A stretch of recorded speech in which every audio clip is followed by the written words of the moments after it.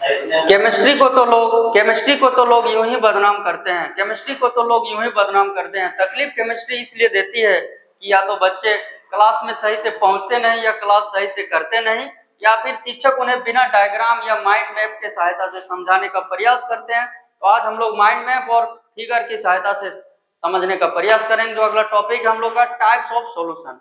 तो सॉल्यूशन को 3 टाइप में बांटते हैं on the basis of physical state, यानी सॉलिड, लिक्विड और गैस के आधार पर। ये तीनों के रूप में कौन मौजूद होंगे? सॉल्यूट और सॉल्वेंट। कभी सॉल्यूट होंगे तो कभी सॉल्वेंट होंगे, तीनों फॉर्म में, सॉलिड, लिक्विड और गैस में। तो 3 टाइप के दिख रहे हैं आपको, पहला सॉलिड, दूसरा लिक्विड और तीसरा गैसियस। तो सॉलिड सॉल्यूशन किसको बोलेंगे? तो the solution in which solvent is solid, मतलब वैसा सॉल्यूशन जिसमें सॉल्वेंट क्या रहेगा? सॉलिड रहेगा। एंड सॉल्यूट्स में भी, सॉल्यूट क्या हो सकता है? तो सॉलिड हो सकता है, लिक्विड हो सकता है या गैस हो सकता है।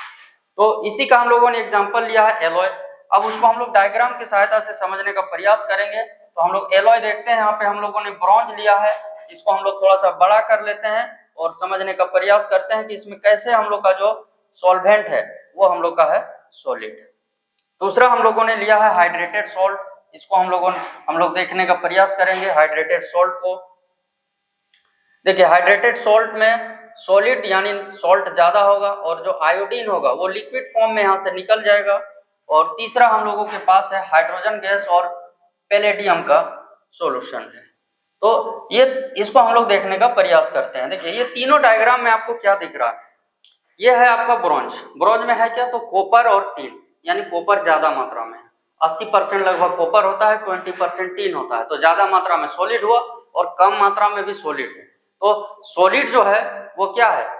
सॉल्वेंट भी है और सॉल्यूट भी है। दूसरा अगर हम हाइड्रेटेड सॉल्ट का बात करें तो सॉल्ट जो है वो क्या है? सॉल्ट आपका है ज्यादा मात्रा में है, यानी वो सॉल्वेंट है। और कम मात्रा में क्या है? तो वहां से लिक्विड जो आयोडीन के रूप में निकल रहा है। तो हम लोग का जो लिक्विड है वो क्या है? सॉल्यूट है। अब तीसरा हम लोग लिए हैं हाइड्रोजन गैस। ये जो डायग्राम आपको दिख रहा है इसमें अंदर में हाइड्रोजन गैस भरा है, और ये जो दिख रहा है प्लास्टिक का कवर किया हुआ टाइप का, वो है आपका पैलेडियम। पैलेडियम मेटल है, तो मेटल आपका क्या होता है? सॉलिड होता है। ये तीनों में क्या है? सॉलिड है जो ज्यादा मात्रा में है। तो और कम मात्रा में कौन है? तो सॉलिड है, इसमें लिक्विड है और इसमें गैस है। तो ये हम लोग का कैसा सॉल्यूशन हुआ? Solid solution. अब हम लोग दूसरा सॉल्यूशन समझेंगे जिसका नाम है लिक्विड सॉल्यूशन। लिक्विड सॉल्यूशन यानी लिक्विड क्या होगा? सॉल्वेंट होगा, और सॉलिड, लिक्विड और गैस के रूप में सॉल्यूट होगा। यानी liquid solution is a such type of solution in which solvent is liquid and solute may be solid, liquid और gas। इसको हम लोगों ने एक एग्जांपल लिया है कोल्ड ड्रिंक, फिर शुगर सॉल्यूशन और मिक्सचर ऑफ 2 और मोर मिसिबल लिक्विड। कहने का मतलब अल्कोहल और वाटर। इसको हम लोग डायग्राम की सहायता से समझते हैं। तो देखिए ये है कोल्ड ड्रिंक हम लोग का है। कोल्ड ड्रिंक में क्या कम अधिक होता है वो हम लोग देखने का प्रयास करेंगे। देखिए कोल्ड ड्रिंक ये हम लोग का है। दूसरा हम लोग का है शुगर सॉल्यूशन। शुगर सॉल्यूशन यानी ज्यादा मात्रा में कौन रहेगा? वाटर। तो लिक्विड सॉल्यूशन में आप पहले समझ चुके हैं कि लिक्विड ज्यादा मात्रा में रहेगा। और तीसरा है हम लोग का 2 और मोर मिसिबल लिक्विड। इसमें हम लोगों ने अल्कोहल लिया है, और दूसरा हम लोगों ने जो लिया है वो उसके साथ है वाटर। तो इसको हम लोग समझते हैं बढ़िया से। देखिए इसमें क्या है? इसके साथ मौजूद है यहाँ पर जो दिख रहा है आपको बूंद बूंद टाइप का, वो है गैस। और ज्यादा मात्रा में कौन है? लिक्विड। यानी सॉल्वेंट कौन है? तो लिक्विड है, और जो गैस है वो हम लोग का है सॉल्यूट। इसमें क्या है? इसमें शुगर डाल रहे हैं, यानी शुगर हम लोग का कम मात्रा में, तो शुगर सॉल्यूट हुआ, और वाटर ज्यादा मात्रा में, यानी लिक्विड हम लोग का क्या हुआ? सॉल्वेंट। तीसरा हम लोगों ने लिया है अल्कोहल और वाटर का। अल्कोहल वो भी लिक्विड, और दूसरा हम लोग जो लिए हैं आपका वाटर, वो भी लिक्विड। यानी ये तीनों जो आप देख रहे हैं, कोल्ड ड्रिंक, शुगर सॉल्यूशन और अल्कोहल और वाटर, ये तीनों डायग्राम में आपको देखने को मिल रहा है जो लिक्विड है वो ज्यादा मात्रा में, लिक्विड ज्यादा मात्रा में रहेगा तो हम लोग उसको बोलेंगे लिक्विड सॉल्यूशन, यानी सॉल्वेंट लिक्विड। और सॉल्यूट के रूप में कौन है? तो इसमें गैस है, इसमें सॉलिड है, इसमें आपका लिक्विड है।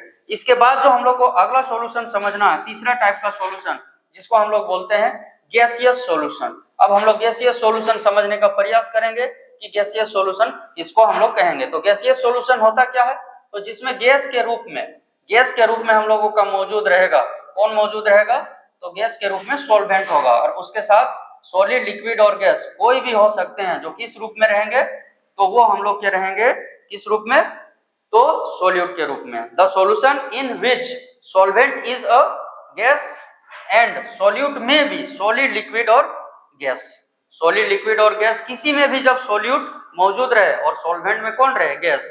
जैसे हम लोग एयर आप जानते हैं मिक्सचर ऑफ, मतलब बहुत सा गैस का मिक्सचर होता है एयर में, तो हम लोग को पता नहीं चलता है। जैसे आप इसको हम लोग डायग्राम से समझते हैं, तो एयर में नाइट्रोजन लगभग आपका जान रहे हैं 78% होता है नाइट्रोजन, तो ऑक्सीजन 20.9 होता है। तो इसमें पता भी नहीं चलता है कि कौन कितना बड़ा है, यानी ज्यादा मात्रा में कौन है, ज्यादा मात्रा में भी गैस है और कम मात्रा में भी गैस है।